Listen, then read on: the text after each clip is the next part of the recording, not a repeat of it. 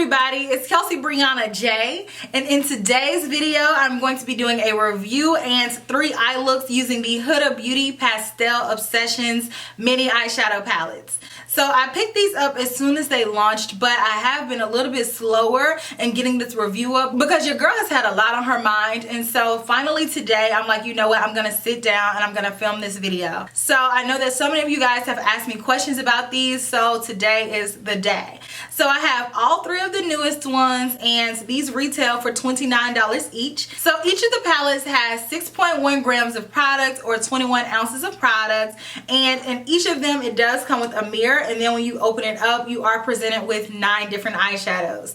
So in each one there's a mix of shimmers and matte eyeshadows, and so here's what the mint palette looks like. Super pretty to look at. I love this color story. So the description of this one says that the Pastel's Mint Obsessions is an unusual balance of warm and cool tones. This palette indulges your lids in soft mint and apple green mattes, pistachio, teal, and icy aqua shimmers, a touch of honey bronze shimmer, and a rich tan matte. Next we have Pastel Rose. So this one is described as a wearable collection of dreamy ballet pink and blush peach mattes, delicate shimmers, and sunshine yellows.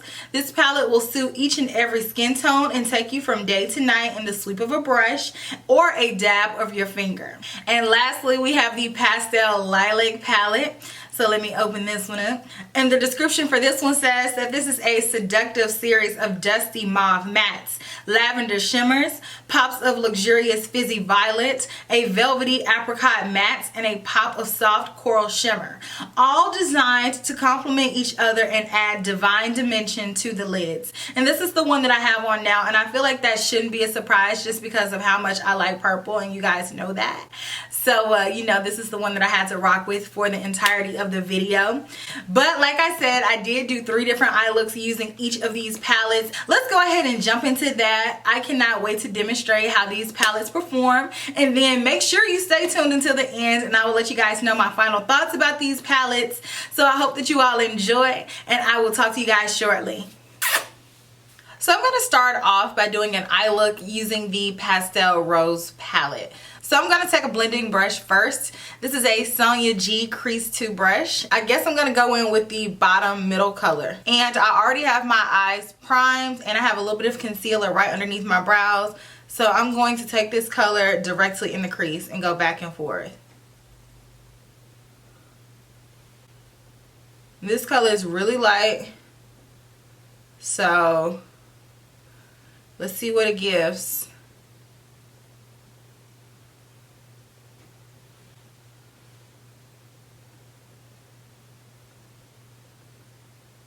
Okay, so I gave it a little bit of something something. It looks very light though, and then it's whitish, so it's kind of giving me a little bit of a chalky finish. So I'm going to go in with the color with a little bit more depth. I'm going to go in with the color right next to it because I need something to build it up. So right underneath that, I'm going to take this color and build that up in the crease. And I'm going back and forth first to apply the color, and then I'm going to go in circular motions to diffuse the color out, like so. I'm building this color up as well as I possibly can.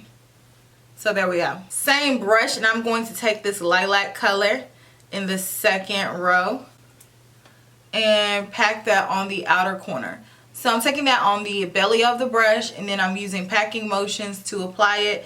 And I'm going to go into it a few times to build this color up. Okay, that's what I want it to look like. Now I'm going to take the same brush and this yellowy color and then tap that next to the color on the lid. So this color is probably going to take a little bit more effort to build up just because yellow is a hard color to get opaque anyways. So I am just going to continue packing on this color until it is fully opaque, and then I'm going to bring it up to the crease, and then I'm going to gently pat this color on the edge of the outer corner color just to make sure that it's diffused. And then I'm going to go back with the lilac color because it did go away a bit. So I'm going to go back in, try to add this color back. Alright, so I tried to build it up and build it up and build it up, but this yellow just is stubborn. It is not giving me anything. Before I give it up all the way, I'm going to go in really quickly with the flat shader brush. This one is similar to the MAC 242, but this one is by Refer. And I'm just going to try to pat this color on the lid, but no, it's the same thing. It's actually making it worse. So I'm just going to chalk it up to that's what that is. And then I did get a little bit of fallout doing it like that. I can't get this color to be opaque for anything. It is very splotchy. So now I'm going to go into this shimmery yellow color. Hopefully this can save the look. And I'm going to take that on the inner corner and then I'm going to blend it over. And of course this matte yellow left the building as soon as I tried to blend it over. So I'm going to tap over the spots where it's an apparent gap. But I have little to no hope for this eye look. So this is where we are right now. But I'm going to go ahead and add on liner and do some mascara, and then I'll be back and we can do the lower lash line together. So I put on some eyeliner and some mascara. I'm not going to bother with the lashes for this look. And then I'm going to go back with the flat shader brush and the sparkly lemon type color. And I'm going to take that color right on the inner corner on the bottom. Same brush, and I'm going to take the top middle color, this shimmery purple, and I'm going to take that on the middle of my lower lash line. And on the rest, I'm going to take the middle shade with the same brush and finish off the rest of the lower lash line and connect it to the top. Okay, so here is the finished eye look. Alright, now let's move on to the next palette, which is the Mint palette. I am just going to re-smooth my eyeshadow base to make sure that there's minimal creasing. And then let's get started. So I'm going to go in with another Sonia G Crease 2 brush, and let's take this corally color first. Corally peachy type color. And I am going to use this as my transition color. So I'm going to take it back and forth above my crease. Back and forth, back and forth. This one is very powdery, so go in with just a little bit as to not overwhelm your look. Okay, so there's that. Now I'm going to take this color right here and pack that on the outer corner. I am not going to try to blend this color right up underneath this corally peachy type color because it is going to look muddy.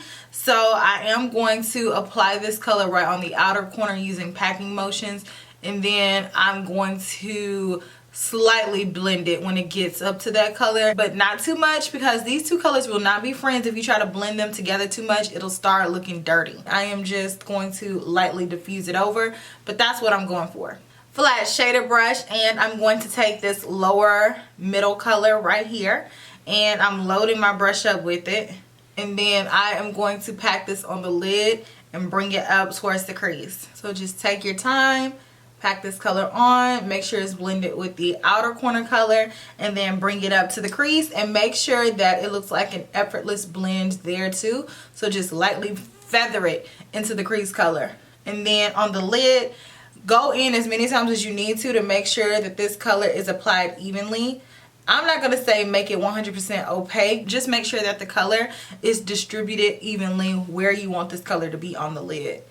So I'm just taking my time blending this color out, and then I'm feathering it towards the inner corner, but I'm going to put another color on the inner corner. Next, I'm going to take this color in the same brush and pop that on the inner corner. Okay, and then take that same color and wrap it around, put it on the lower inner corner. Same brush, and I'm going to take this color right here and then just take that all the way across. Alright, I'm going to do some liner and mascara, and I'll be right back. So here's the finished look using the Mint palette, and I like this one a little bit better, particularly because of the tones, but it still was a journey to get here.